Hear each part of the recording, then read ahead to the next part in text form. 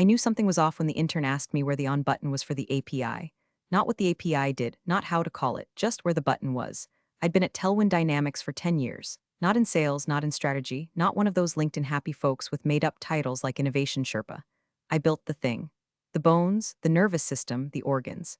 They slapped their branding on it like lipstick on a horse, but it was mine. And I kept receipts, 10 years of architecture files, commit logs, version control, notes so detailed they could have doubled as bedtime stories for an obsessive-compulsive AI. But no one noticed. I was the ghost in the server room, the hands behind the keyboard. People assumed the system just worked because it was supposed to. The execs called it mature infrastructure like it aged in a wine cellar, instead of being actively maintained by one woman who hadn't taken a full vacation since Obama was in office. And I didn't complain, not really. I liked building clean, elegant things that never broke, systems that could take a punch. I drank my coffee in the same break room every morning, microwaved, burnt, somehow both too weak and too bitter. Listened to HR talk about culture initiatives while I quietly patched their janky single sign-on system behind the scenes. Nobody saw it. Nobody had to. That was fine by me. Oh, and hey, while you're here, quick pause. About 90% of you listening haven't hit that little subscribe button. If you like watching smug execs get wrecked by a single clause in their own policy, you might want to fix that. And drop a like too. It seriously keeps the team from losing their minds every time YouTube tanks the algorithm. All right, rant over. Back to our regularly scheduled downfall. Anyway, about 2 months before it all went sideways, I started noticing small things. My name quietly disappeared from a project deck during a quarterly review.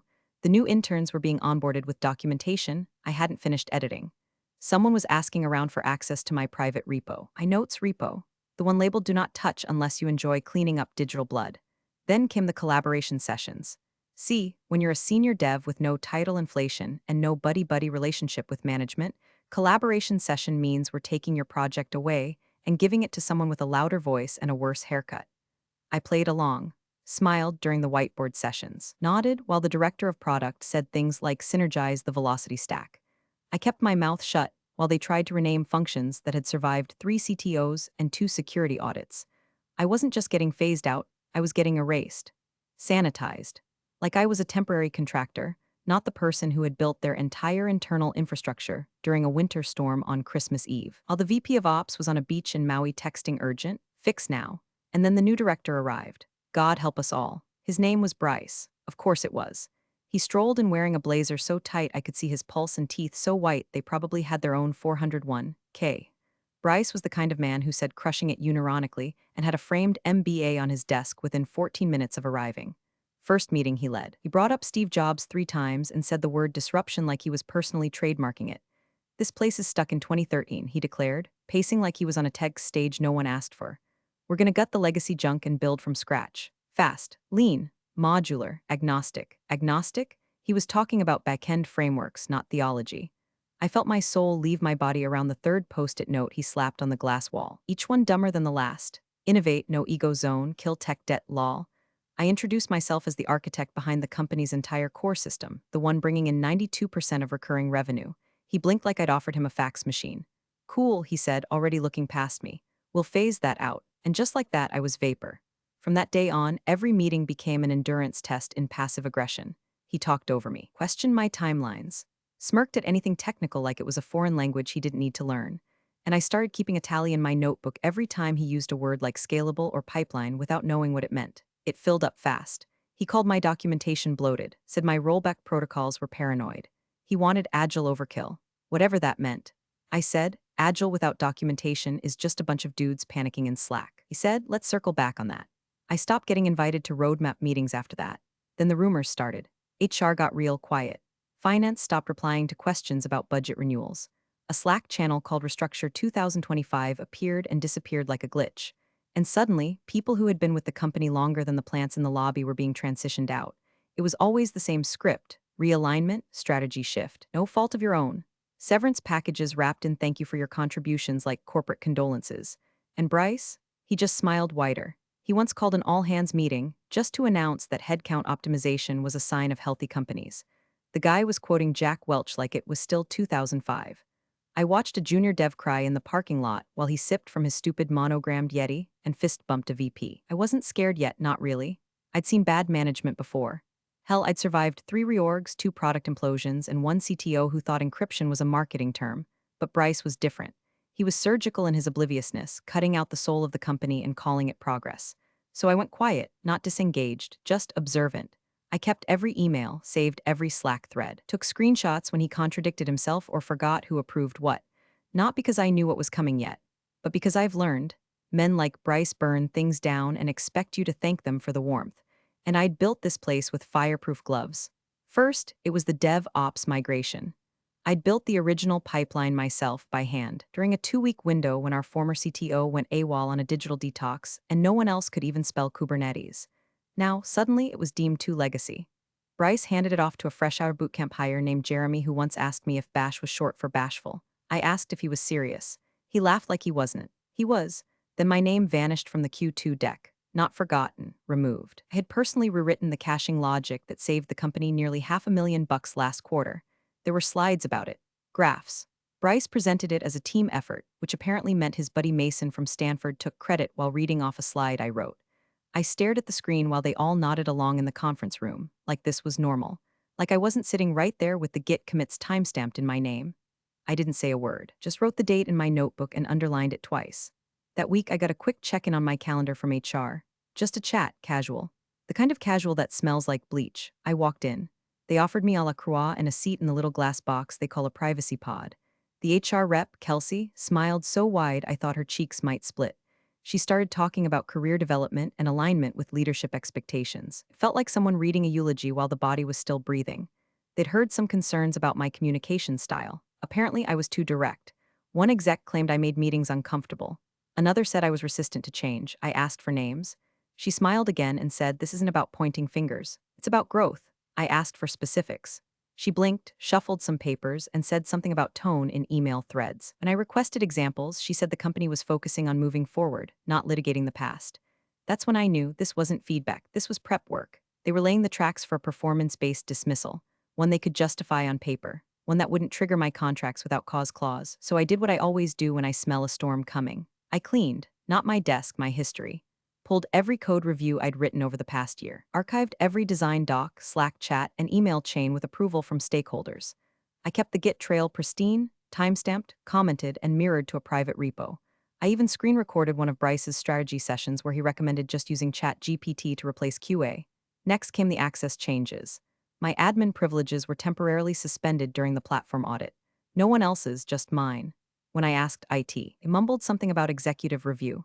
I found out later that Mason, presentation thief, and MBA bobblehead had requested access to the data ingestion scripts I wrote last winter, the ones that handled all our client-side telemetry, the ones I had spent 3 weeks debugging while sick with strep. They were gutting me out, piece by piece, and smiling while they did it. But I smiled, too, because I knew something they didn't. 10 years ago, back when we were just a startup with 3 whiteboards and a dream, I wrote the company's first IP policy. It was part of a compliance checklist we needed for a client. Nobody cared about it. Legal skimmed it. The CTO signed it. And buried on page 4, in a clause labeled Section 2B Legacy Systems Ownership in case of termination, was a single sentence, dry, boring, and precise. If they were going to push me out, they were going to pay for the privilege, and I was going to make damn sure they read every word.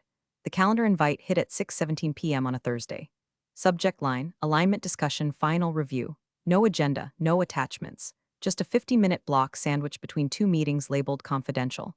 And the attendees? Bryce, Kelsey from HR, and the company lawyer Harold, whose claim to fame was once asking if VPNs were still a thing. I stared at it for a moment, let it sit there like a dead bird on my porch. Then I clicked accept. No reply, no follow-up, not even a Slack ping. That was the tell they weren't expecting pushback. They thought this was a formality. A light tap on the shoulder before security handed me a box and a lanyard with its guts ripped out. I closed my laptop and walked to the back of the server room. Taped under a vent panel, right where the airflow kept it dry but hidden, I pulled out the manila folder I hadn't touched in nearly a decade. The label read, Corp Docs 2014 signed. Yeah, I still use paper. Paper doesn't crash. Paper doesn't forget. Inside was the original IP policy. The one I wrote when the company still thought legal review meant asking someone's cousin who went to paralegal school. We'd needed it for our first federal contract, and no one else wanted to touch it. So I did. I researched. I cross-referenced. I wrote a document so boring it could tranquilize a raccoon, but I added something, just one clause. Section 2B, in the event of termination without cause, intellectual property rights to any proprietary system authored, developed, and maintained solely by the employee shall revert to said employee, unless otherwise renegotiated in writing. At the time, I told myself it was just insurance. I was younger then, paranoid, maybe even a little arrogant. But I'd seen too many engineers get gutted, walked out with nothing while the suits kept cashing in. So I wrote myself a lifeline and forgot about it until now. I flipped through the yellowing pages. There it was. Section 2B, neatly typed, signed by the original CTO, HR, and me, before Bryce, before the VC buyout, before the glossy rebrand and the downtown office with kombucha on tap. My hands were steady as I took a fresh scan and encrypted a copy to my personal cloud. I printed a hard duplicate and tucked it into the sleeve of my leather folio, right between my notebook and a gel pen sharp enough to draw blood. But I won't lie. That night, lying in bed with the light off and the ceiling fan clicking like a countdown clock, my mind wouldn't shut up. I kept hearing Bryce's voice in my head, smug, performative, kind of voice that thinks charisma can out-negotiate facts. I thought about Kelsey's frozen smile HR scripts, about Harold's half-lidded gaze and the company's lawyer budget. They had the numbers, the board, the PR team. I had one clause, one dry paragraph in a document no one had read in years, but it was airtight and more importantly, it was signed. The next morning I dressed carefully. Buttoned blouse, flat shoes, neutral colors, no jewelry, no drama. I looked like someone going to a dentist appointment, not someone about to drop a legal hand grenade on their employer. As I walked into the building, I passed Mason in the hallway. He didn't meet my eyes, just muttered something about pivoting user flow dependencies and kept walking like he had a halo of LinkedIn endorsements shielding him from karma. I took the elevator alone, floor 7, executive wing. I had 10 minutes to wait, so I sat. I opened my notebook, and I reread section 2B one more time. By the time the door opened and Bryce's cologne hit me like a trust fund in aerosol form, I was ready. I didn't feel fear. I felt loaded, like a spring, like a weapon waiting to be unsheathed. Let them try to cut me loose. I'd built the foundation of this place, and I'd written the fine print that was about to crack it wide open. The conference room smelled like ambition and printer toner. One wall was glass, probably so they could watch people's dreams die in high definition. I walked in, gave a polite nod to Kelsey, who looked like she'd been practicing her we care face in the mirror, and took the seat furthest from the door. Bryce was already there, lounging like he owned the oxygen in the room. Harold the lawyer shuffled in last, carrying a tablet like it might attack him. He gave me the kind of glance you give to an empty water bottle, annoyance with a hint of guilt. Bryce didn't even say good morning. He went straight into his little Broadway show. So he said, clasping his hands like a bad pastor, "This isn't easy, but it's necessary." I stared at him. He smiled like I should clap. "It's not personal," he continued. "Just a realignment of strategic priorities. The board's vision is evolving. We need to stay nimble, lean, competitive." He used all the buzzwords, every last one. I counted 11 in under 60 seconds. He was speedrunning corporate nonsense like there was a prize at the end. Kelsey nodded every few seconds like her neck was spring-loaded. He gestured to a printed folder, slid it across the table like he was offering me a sandwich. "Severance package is generous," he said, like he was doing me a favor. 2 months, and you'll sign the standard IP reaffirmation doc, of course. Just a formality. I didn't reach for it. Instead, I folded my hands neatly on the table. He waited. The pause grew awkward. Kelsey jumped in. "We appreciate your contributions. This just isn't a reflection of performance, it's structural." I raised one eyebrow. "Is that what you told Aaron when you cut his team last week?" Kelsey blinked. Bryce frowned. "We're not here to rehash past decisions," Bryce said. "Let's focus on moving forward." I said nothing. Bryce leaned back, that smug lean, like he was posing for his future memoir's dust jacket. "You've been a valuable part of our evolution," he said, clearly enjoying his own voice, but systems change. "And frankly, our current IP policy doesn't leave much room for ambiguity. I wrote it myself after the acquisition. It's airtight." My heart thudded once, heavy but slow. That was the moment. The air in the room shifted, but I didn't. He smiled again. The kind of smile that said, "I win." The kind that usually worked on people who didn't know where the bodies were buried or who buried them. Kelsey slid the signature page toward me. "If you're ready, we can wrap this up today." I looked down at the document, then up at Harold. The lawyer hadn't said a word yet, probably thought this was open and shut. A routine Friday firing before brunch. I finally spoke. "Bryce," I said, tone flat, "when exactly did you write the IP policy?" He blinked. "Years ago, right after the merger." "Legal signed off." "Why?" I nodded slowly. "Just wondering if you read the original one." He laughed, actually laughed. "We sunset that dinosaur ages ago. The new one supersedes it." I murmured, "except where it doesn't." Now Harold looked up. I pulled out the folder. The original IP policy. The one with signatures. The one with dates. The one with section 2B tucked neatly in the middle like a buried landmine. "I'm going to need you to take a look at page 4, I said, sliding it across to Harold. Section 2B. Harold frowned, adjusted his glasses, and started reading. Kelsey's smile faltered. Bryce just scoffed and looked at his watch. And me? I sat there with my rage folded into neat corners. I watched their confidence like it was a sandcastle, and I just pointed at the tide. No raised voice, no threats, just paper and ink, let them keep talking. I didn't realize yet, but I wasn't the one being terminated. Not really, they were. The silence in the room had started to sweat. Bryce, still trying to ride the wave of his imagined authority, smirked and leaned back farther in his chair, arms crossed like he was about to explain blockchain to a barista. Listen, he said, we don't have to drag this out. The policy is clean. Legals reviewed it top to bottom. You're protected. We're protected. It's done. Kelsey gave a chipper little nod like she was about to ask if I wanted a bag for my belongings. I tilted my head, slow and steady. You mind if I see a copy? Bryce snorted, actually snorted. What, the current IP policy? I didn't blink, that's the one. He shrugged like I'd just asked to borrow a stapler. Knock yourself out. He plucked a glossy binder from Harold's bag without asking, flipped through a few pages like he was reading a brunch menu, and slid it across the table. The weight of it landed with a soft thud. I didn't touch it right away, let the moment stretch. Let the lawyer's eyes flick from the folder to me and back again. Then slowly I opened the binder. I didn't flip casually. I turned directly to page 4, no hesitation, like I'd memorized the feel of the paper from a lifetime ago. Section 2B, not his 2B, mine, because what Bryce didn't know, and what Kelsey and Harold had clearly never bothered to check, was that the post-merger version of the policy wasn't airtight. It was copy-pasted. Sloppily. With placeholder language carried over from the original. My original. And Section 2B was still there. Right there in black and white. In the event of termination without cause, intellectual property rights to any proprietary system authored, developed, and maintained solely by the employee shall revert to said employee, unless otherwise renegotiated in writing. I placed my index finger on the clause, firm, still. Harold leaned forward. At first he was just humoring me, probably assuming I was misreading it, some kind of employee morale clause with no teeth. But then his brow furrowed. He adjusted his glasses. His lips started moving as he read it again. And then again. Bryce was halfway through some dismissive joke, something about clinging to legacy code or boomer paranoia, and Harold made a noise. It wasn't loud, just a small, involuntary exhale, like someone realizing they'd just bet the house on the wrong horse. Wait a second, Harold muttered. Bryce paused. What? Harold didn't answer right away. He turned the page, then flipped back again. He checked the footnotes, the signature line, the date. And then he looked at me, not like a lawyer looking at an employee, like a man realizing there was a trapdoor under his chair the whole time. And I just pulled the lever. You said this was from the original version? He asked, voice a little too tight. I nodded. 2014. Signed by the original CTO and head of legal. It's in your document management system. You should be able to verify it. Kelsey's face had gone still.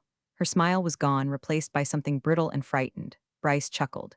Okay, come on. That clause wouldn't survive an updated policy. We rewrote the whole thing. I tilted my head again. You reused the formatting, Bryce. Your rewrite left most of the framework intact, including the legal riders. You didn't supersede the old policy, you updated it and never revoked this clause, which means Harold cut me off, which means it's still valid. He looked down again, visibly sweating now. Bryce's smirk twitched. That can't be right. Harold didn't respond. He was already flipping backward, hunting for more landmines, and me. I just leaned back in my chair and folded my hands neatly in my lap, because the first crack had formed, and they hadn't even heard the rest of the ice breaking yet. Harold's finger was trembling slightly as it hovered over the clause, like he was afraid touching the ink would set off a legal bomb. He reread it again, this time out loud, under his breath, as if saying it softly might make it less real. Kelsey leaned in over his shoulder, her perfume hitting the air like panic in citrus form. She squinted at the paper, lips pursed, eyes scanning the line with the same expression people get when the GPS says they've driven into a lake. Bryce didn't move. Then, classic Bryce, he leaned forward, elbows on the table like he was about to call a bluff on poker night. Okay, slow down, he said, voice sharp with forced calm. We've updated this policy multiple times since 2014. That clause is outdated. Irrelevant. Harold didn't even look up. It's not. What do you mean it's not? Bryce snapped. Harold finally raised his head. He looked pale, like he'd just realized the cruise ship had been sinking for the last half hour and they'd sold the lifeboats. It's not outdated, he said, slower this time. This clause, Section 2B, was never rescinded, never overridden by a later agreement, and still carries the original signatures. Because we never issued a formal revocation or required employees to re-sign under new terms, he paused, pushed his glasses up the bridge of his nose, then said it. She's right. This clause means she owns it. If she's terminated without cause, full intellectual property rights to any proprietary system she solely developed revert to her. Kelsey gasped. Bryce just blinked. Silence. Not the awkward kind, not even the angry kind. This was something worse. Recognition. The kind of silence that fills a room when everyone realizes the car has already gone off the cliff and they're arguing about seatbelt etiquette midair. I didn't say a word, didn't smirk, didn't move. I just kept my finger on the clause. Bryce looked like he wanted to argue. His mouth opened, then closed. Opened again. He stared at Harold like he was trying to Jedi mind trick him into changing his mind. But there's no way that clause would stand in court, he said, but it was weaker now, uncertain. Harold didn't blink. It's enforceable. It was enforceable 10 years ago. It's enforceable now. Kelsey finally found her voice. Could we, maybe, renegotiate? Harold gave her a look like she'd asked if duct tape fixes lawsuits, not without exposure. That word, exposure, hung in the air like a wasp you don't want to swat. Bryce pushed back from the table hard. His chair screeched across the floor like a scream on linoleum.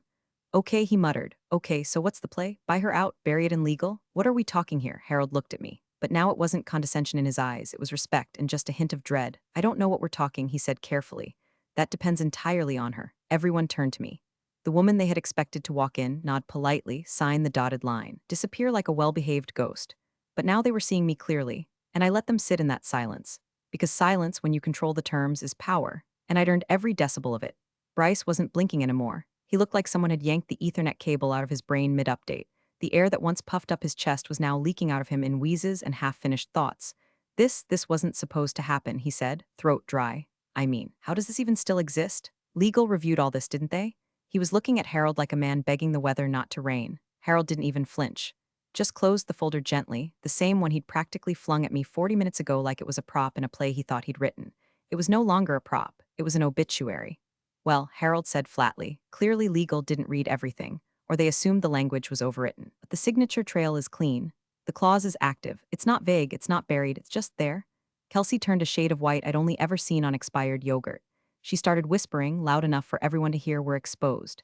This is a liability event. This could trigger clawbacks. This affects every vendor touchpoint if her code's under reversion. She flipped through her notes, hands shaking. Our SOC2 cert references her audit trails. Our investor deck outlines proprietary tech based on her stack.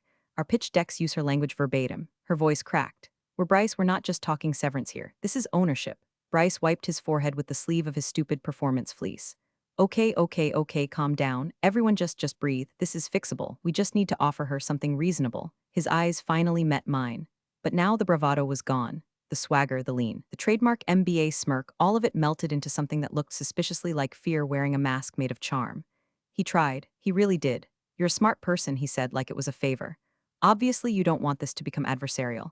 Think about what we've built together, I said, the single word slicing the air like a scalpel. He flinched. I turned to Harold. I wanted him to say it. I wanted them all to hear it one more time. Out loud, formal, final. He adjusted his collar, pushed the folder gently across the table toward me, and said in a voice that no longer carried even a whisper of doubt, she holds ownership over the system's architecture, backend structure, and deployment pipeline. Under Clause 2B, termination without cause triggers automatic reversion of intellectual property rights to the original creator, provided no superseding agreement was signed. And he paused. None was, he exhaled long and low, then looked me dead in the eye. What would it take, he asked carefully, to resolve this quietly? The phrase hung in the room like smoke from a fire they thought was out. I didn't answer right away. I took the folder, opened it, smoothed the page with the back of my hand like it was a favorite photograph. I looked at the three of them. The HR rep who had giggled behind my back during culture fit reviews, the director who tried to erase my legacy with a PowerPoint and a buzzword, and the lawyer who hadn't even glanced at the old IP files until it was too late. They all thought I'd be desperate. They thought I'd be grateful for table scraps. But now they were the ones squirming under fluorescent lights. And me, I was just beginning to enjoy the view.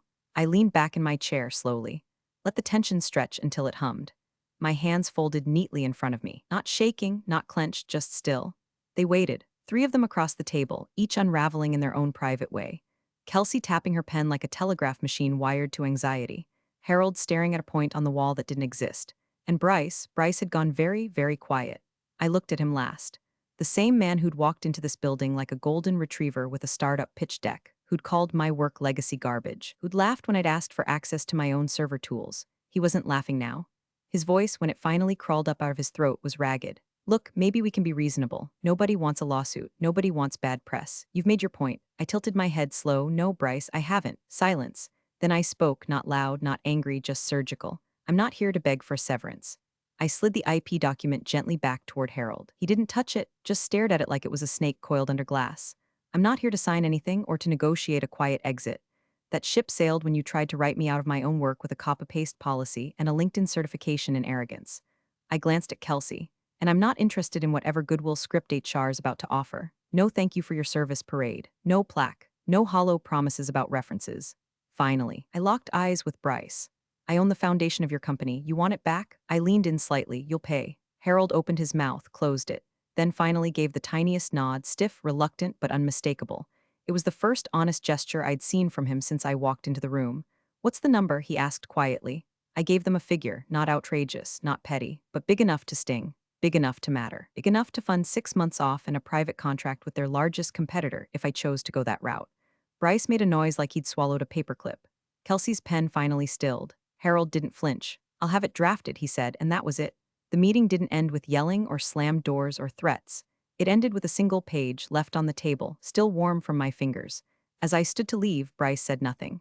His hands were flat on the table, his eyes somewhere down in the wood grain, as if trying to tunnel out of the room without having to see me again. I paused at the door. Not to gloat, not to taunt, just to breathe. 10 years of quiet work. 10 years of watching louder, less capable people collect credit like coupons. 10 years of building something beautiful, only to be told I was too hard to manage. Turns out the hardest thing to manage was losing control of your own company's soul to the woman you underestimated. And I didn't even have to raise my voice. I just wrote a clause and waited. Big thanks for watching, you sneaky seniors. Subscribe to keep the coffee pot brewing revenge. Your ex-colleagues won't know what hit him.